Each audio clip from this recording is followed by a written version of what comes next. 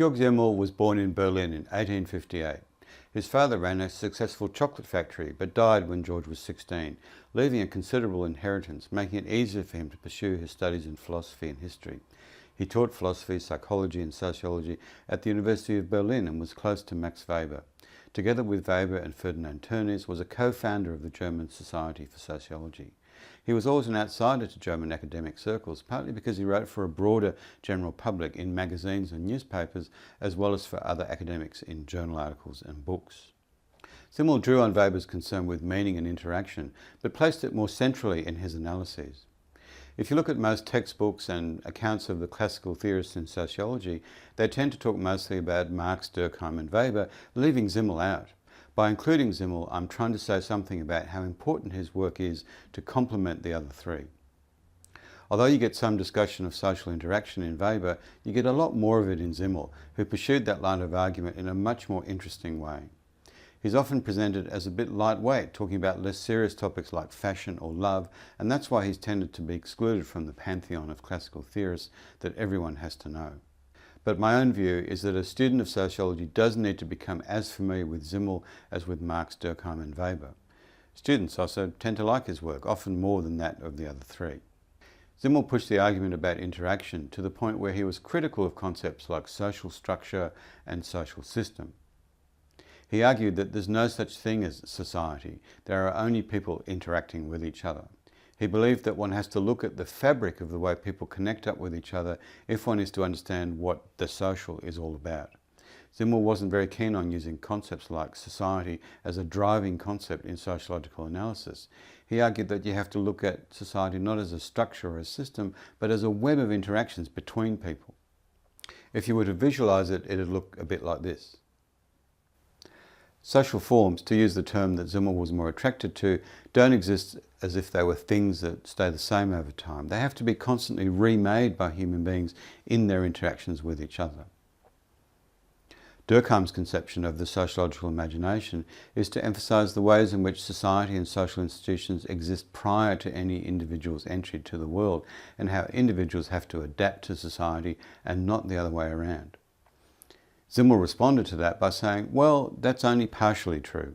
To some extent, we have to constantly remake those social institutions, and the fact that it generally happens more or less automatically without us thinking about it consciously doesn't mean that it's not the case.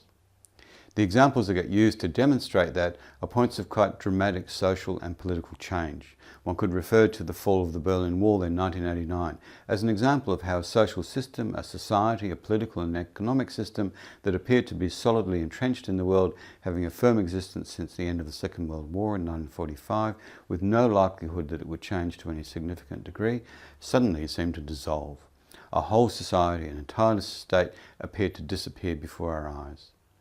That example, the case study of the disappearance of the German Democratic Republic in 1989, is an example of what Simmel was trying to say, that without constant reproduction of the social order, without the active participation of people in all the different aspects of the way a society is organised, it doesn't continue, it can just fall apart. Another kind of example is the fate of the Roman Catholic monasteries in England. I'll quote from the opening passage of Simon Markinson's recent article on higher education. In 1529, the greater monasteries of England and the nearly 400 smaller monastic establishments looked very strong. They were doubly protected by universal belief and by a multitude of material connections into English society, the economy, politics and the court. They were essential to daily life in many localities. Monasteries were centres of farming and craft production, sources of community welfare and way stations for travellers across the land. They provided valued careers for younger sons. Cathedrals loomed over the landscape. Holders of vast wealth and power, the monasteries could not be touched. 10 years later, they were gone, and the English found other ways of being religious. As Markinson points out, nothing lasts forever, and every so often nation-states and societies discover that they can live without the institutions they have inherited. The institutions disappear, and their functions are picked up elsewhere. An important practical question then is it possible for institutions that we think are very well established, highly unlikely to change, actually to be quite fragile and unstable? Is it possible that they could dissolve from one day to the next? One could argue that the global financial crisis in 2008 was an example of the world coming very close to that.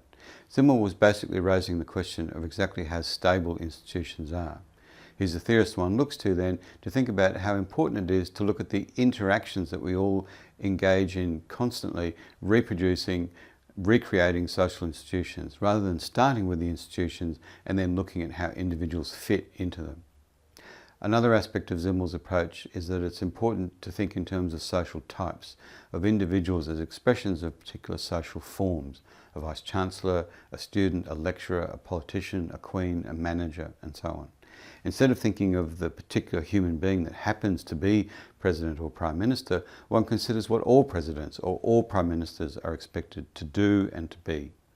This is the foundation of the concept of role, looking at what is expected of anyone in that position, what pressures are exerted on the person in that position, what relationships they have with other individuals in a particular social network, how all of that will elicit a certain kind of behaviour. Simmel's own example is that of the stranger, which he analysed as a particular kind of role that people play that has a certain function in social relationships. He pointed out that the stranger is both part of society and outside of it at the same time. The stranger is present in society, so not an outsider in that sense. They are both in the social world and outside of it simultaneously. Many of us play that role as a matter of course without thinking about it, and it's certainly a role that you play when you move from one country to another, from one cultural and social context to another. You're immediately a stranger in the sense that you're outside some aspects of that society, but you also still have to become part of it in other respects. It's possible to feel a stranger in one's own family. Some people will have grown up with the suspicion that they must have been adopted. One can certainly be a stranger at school. Many children feel that they're very different from everyone else at their school, with a distinctive way of thinking and feeling. It's been said that it helps enormously to have the sensibility of a stranger to be a sociologist. You have to have some sense of being outside of social institutions, social norms, in order to be able to analyse and think about them.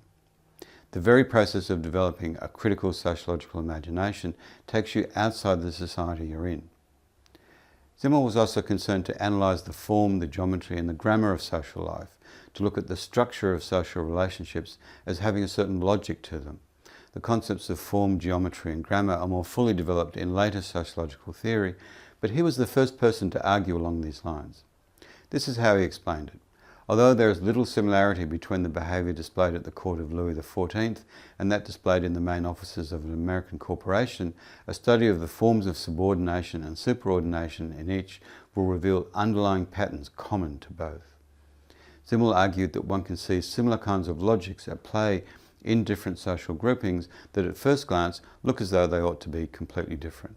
A royal court might seem to be completely different from, say, Apple, but if you look closely at the structure of social relationships, if you look at the logic of how people relate to one another, then you find that there are important similarities. So Tim Cook's relationship with everyone else at Apple has similarities to that of any king or queen and their courtiers. One useful formula is that one can go about learning about doctors by studying plumbers and about prostitutes by studying psychiatrists. In summary, first, Simmel emphasised how society depends on social interactions between people and how social institutions require constant remaking by human beings. Second, laying the foundations of the concept of role, he argued that it's important to understand how human behaviour is organised in particular social types, and that the logic of social interaction is often best understood in terms of those social types. The example he used was that of the stranger. Simmel was also concerned to identify the geometry and grammar of social forms, so that situations that appear to be quite different from each other can often have very similar underlying structures and logics.